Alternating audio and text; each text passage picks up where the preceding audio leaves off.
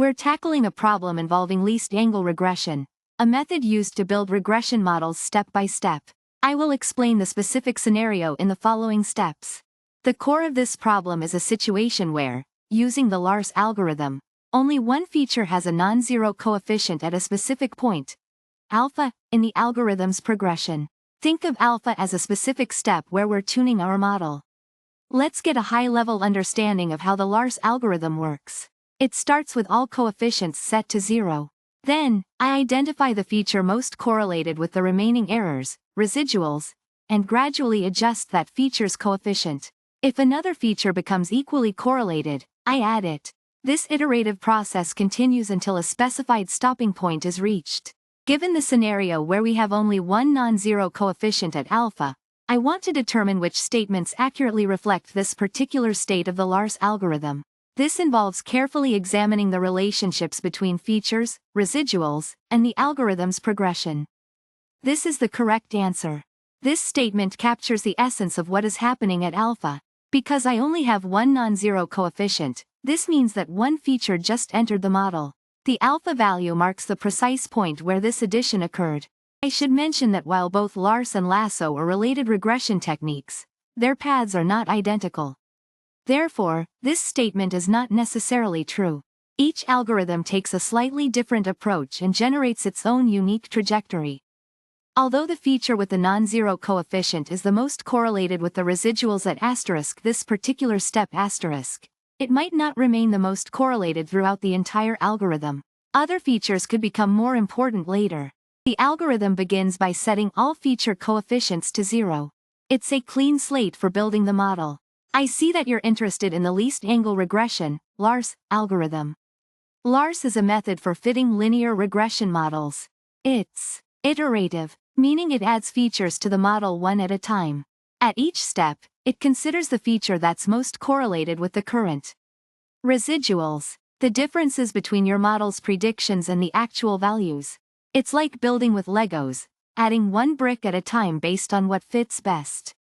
This refers to the coefficient vector at a specific alpha value alpha. The beta indicates the strength and direction of the influence each feature has on the model's predictions. In this case, only one element within beta is not 0, which means only one feature is considered significant for the model at this specific stage. Alpha represents a specific value of the regularization parameter. In Lars, the regularization parameter controls how much we penalize model complexity. The more features included, the higher the penalty. It's akin to controlling the cost of using many Legos.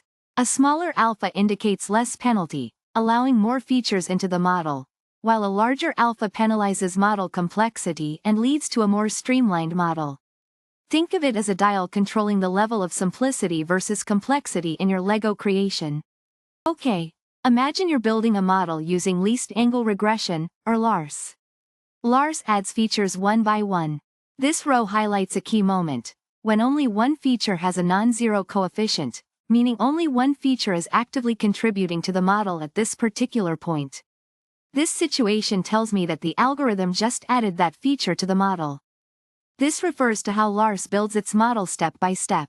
I see Lars starts by identifying the feature most correlated with the target variable's current prediction error, residual. Then I see it gradually increases that feature's importance in the model. The process continues until another feature becomes equally important, and then that feature is added. This is an iterative process. Here's the core question. At a specific point in the Lars process, represented by alpha, only one feature has a significant effect on the model's output. We want to understand what that implies about the algorithm's behavior and the data. The question explores consequences of Lars having only one non-zero coefficient. This sets the stage. We're dealing with least angle regression, Lars. Lars is a regression technique that adds features to a model one at a time in an iterative fashion. I will use this information to interpret the scenario within the quiz. It's a particular method to find a regression model, useful when features are correlated. I'll break down how the least angle regression, Lars, algorithm works step by step. First, we start with all the coefficients set to 0. Then, I find the feature that's most correlated with the current residuals, the difference is between the actual and predicted values. I'll move the coefficient of that feature towards its least squares estimate until another feature becomes just as correlated. I repeat this process until all the features have been considered. Think of it like building a model one feature at a time, prioritizing those that best explain the remaining unexplained variation in my data. Pretty neat, huh? I begin the Lars algorithm by setting all the coefficients, the numbers that multiply each feature in my model, to 0. This represents the starting point where my model doesn't yet consider any features. In each iteration, I look for the feature that shows the strongest correlation with the current residual vector, the leftover unexplained values after the model is built. This means, I find the feature that's best at explaining any patterns I have not already accounted for. During the iteration, I check if any other features become equally correlated with the current residual vector. If so, it signals that another feature is equally important to explain the data and should be included in my model. I'll continue iterating, searching for the most correlated feature and then adding other features as they become equally correlated. I stop only when all my features have been included in the model. It's like building with Lego, adding bricks one by one until my whole model is complete.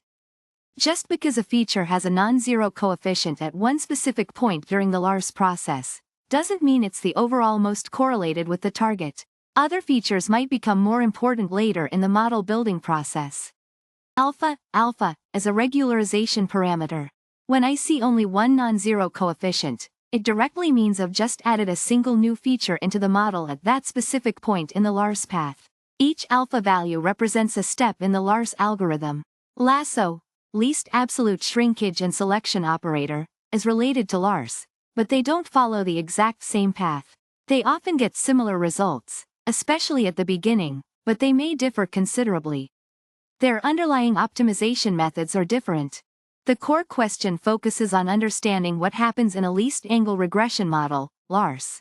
When, at a particular value of the regularization parameter, alpha, only one feature has a non-zero coefficient. It challenges you to evaluate which statements are definitely true. Let's find the answer together. Lars doesn't necessarily minimize the residual sum of squares at each step. It follows a path, and while the goal is to minimize the error, that might not happen at every specific alpha value. It focuses on a sequence of steps, rather than finding an absolute minimum at each point. This problem presents a scenario where we're using Lars, least angle regression, a regression technique, and observing the behavior of coefficients at a specific point in the model building process. We're analyzing the implications of having just one feature with a non-zero coefficient at a particular alpha value. I'll explain how the least angle regression, Lars, algorithm works step by step. Imagine it like building a model gradually.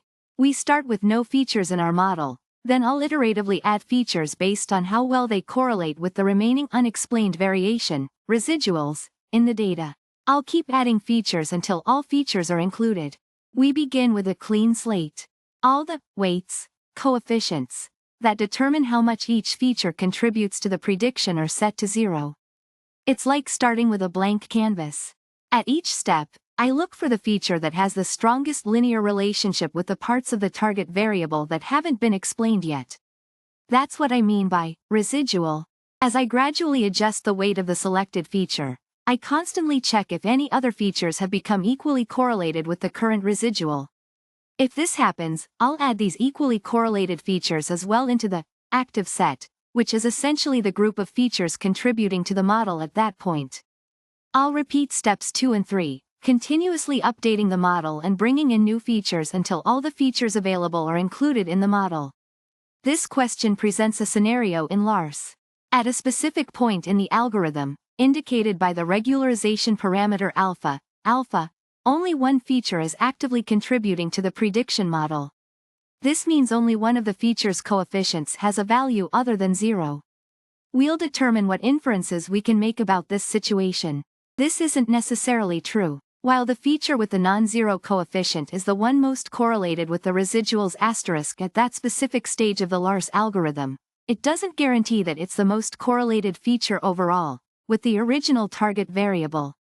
Other features might become more important later in the process. Nope. Lars doesn't necessarily minimize the residual sum of squares at every single alpha value, alpha. The algorithm focuses on tracing a path, adding features incrementally, rather than finding the absolute minimum at each individual step. Bingo! This statement is correct. When you have only one feature with a non-zero coefficient at a given alpha, it means exactly that. A single new feature has just entered the model's active set at that particular value of alpha. This is not necessarily the case. While Lars and Lasso, least absolute shrinkage and selection operator, are closely related, they use different algorithms, meaning the resulting coefficient paths aren't guaranteed to be identical.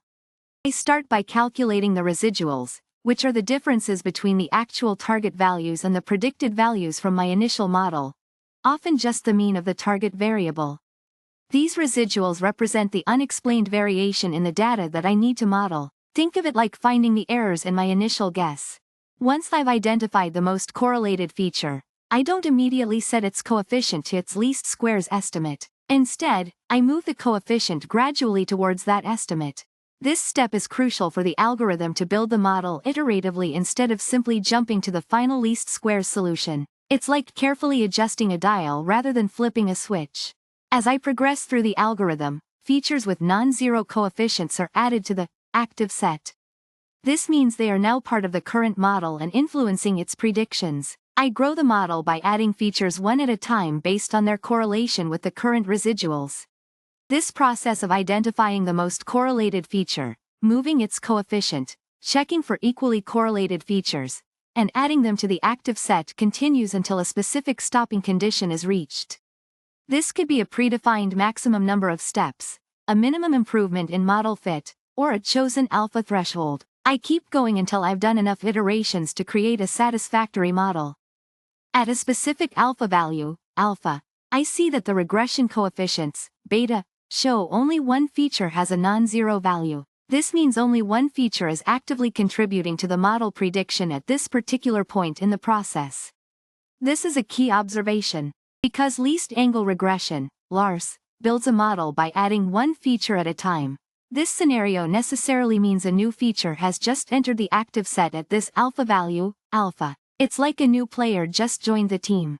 The problem describes a situation where I'm using least angle regression, LARS, to fit a model to data. LARS is a type of regression algorithm that's useful for variable selection. It's efficient and helps me to understand feature importance. At each step, I identify the feature that has the highest correlation with the current residuals. I'm looking for the feature that explains the most of the remaining unexplained variation in the data. It's like searching for the most impactful player for a sports team. The table summarizes the iterative steps in the LARS algorithm. It's a step-by-step recipe for building a regression model that focuses on feature selection and model building through an iterative process. It outlines how I add features one by one into the model. I begin the least angle regression, LARS, algorithm by starting with no features in my model. Think of it like an empty toolbox. I haven't selected any tools yet. I adjust the coefficient of the selected feature to get closer to the ideal value that minimizes the error using least squares method. But I stop when another feature becomes just as important. It's like carefully adjusting one dial on a machine until another dial is equally important to fine-tune. I check if any other features have become just as important to consider for the model. It's like continuously checking if another tool is equally necessary to complete the task. I identify which feature is most strongly related to the remaining error, the residual. It's like picking the tool that's most effective at addressing the current issue. If only one feature has a non-zero coefficient at alpha, that means at this step, that feature is the only one that's important and included in the model. It's like at this stage of the construction, only one tool is sufficient. At a specific point in the LARS process, represented by alpha, only one feature is significantly affecting the model's prediction. The rest have zero coefficients. They are not in the model yet. Imagine building with Legos. At one point, only one brick is important. This is the situation that we analyze. In LARS, at any given point, defined by alpha, the algorithm considers only a few features as being most relevant. We are focusing on the special case where only *1 feature has been selected. This statement is true. Exactly. When only one feature is selected, It means that feature has just entered the model, it's a new addition. Nope. While Lars and lasso are related, they aren't identical. They might have the same coefficients, sometimes asterisk, but not always. They approach the solution differently. This is not necessarily true. Lars doesn't necessarily minimize the residual sum of squares at every point along its path. It follows a specific trajectory toward a solution. It's a path, not a direct jump to the solution. Incorrect. It's only the most correlated asterisk at that particular stage of the algorithm. Other features might become more relevant later.